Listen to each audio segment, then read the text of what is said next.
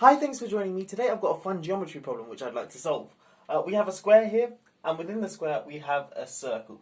Okay, so this circle touches the square at the midpoint on the right hand side, so the midpoint of the square just touches the circle. Okay, and if we look at the midpoint of the square from the top side and drop down, the point where it hits the circle, that's 4 units from where the midpoint of the square is, and similarly if we look at the midpoint of the square here to the circle, that's 6 units. Okay, we want to know, and the side length of the square is 2a, we want to know what is a. Okay, so given this information, perhaps you can use some geometry tricks to work out what a is. So if you want to have a go at this problem, pause the video now and give it a go for yourself, and I'm going to jump straight into a solution.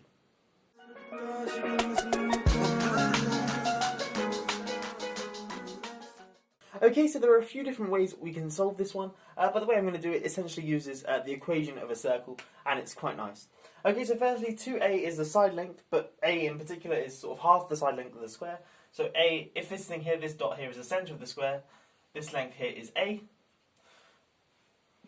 So one thing we can all immediately say is a must be bigger than 6, because obviously a is bigger than that length there. Great.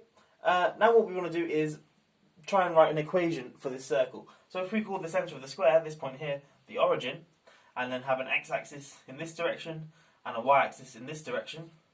Okay, and let's call the centre of the square this point here, which I'll label with a star. Okay, and the distance from the origin to the star, I'm going to call b. Now b for now is just a dummy sort of thing. We will actually be able to work out what b is, but we don't actually care about b, we only care about a. Okay, now what we want to do is represent this circle in its equation form. Okay, so remember that's x minus x naught squared plus y minus y naught squared equals r squared, where x naught, y naught is the centre of the circle and r is the radius. So in this case, the x coordinate of the centre of the circle is just b. Okay, so we get x minus b squared. The y coordinate of the centre of the circle, star, is 0. So just y minus 0 squared, which is just y squared. Okay, and what's the radius of the circle? Well, we know that this distance here is a. This distance here is a, and this distance here is b, so this distance here must be a minus b. So we have that r squared is a minus b all squared.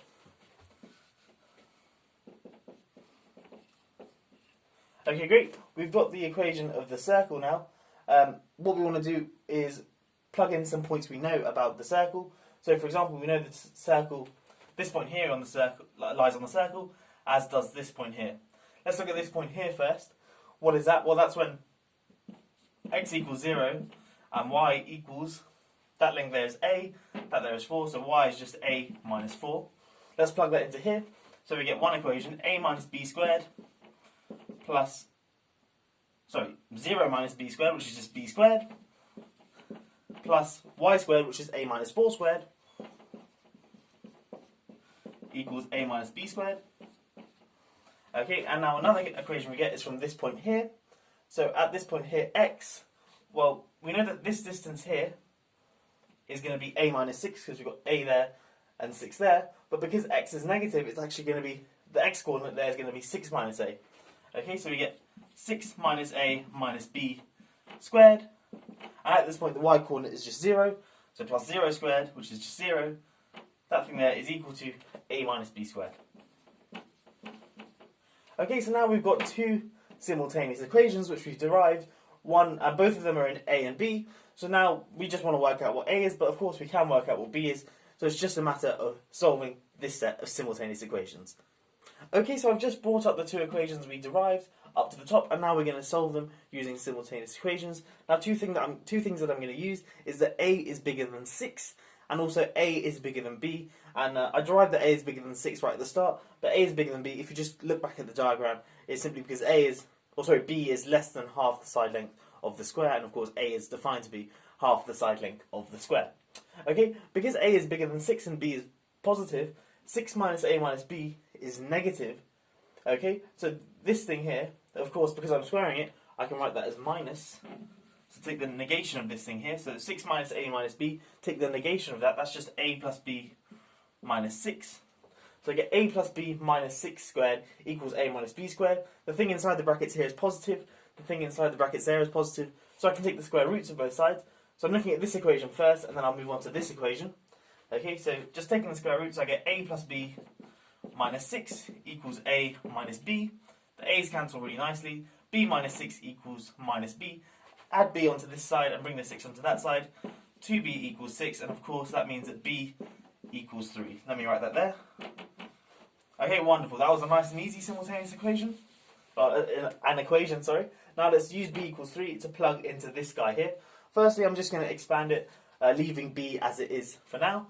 So on this side I get b squared plus a squared minus 8a plus 16. And on the right hand side, a minus b all squared is equal to a squared minus 2ab plus b squared.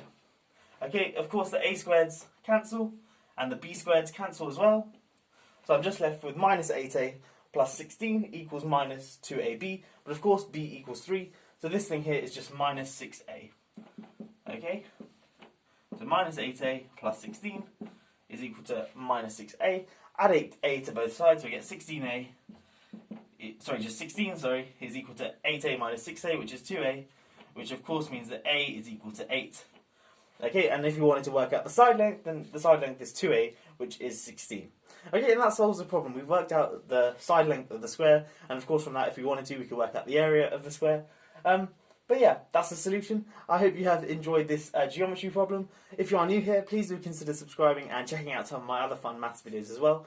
But that's all for today. That is all for today. I will catch you in the next one. Have a great day.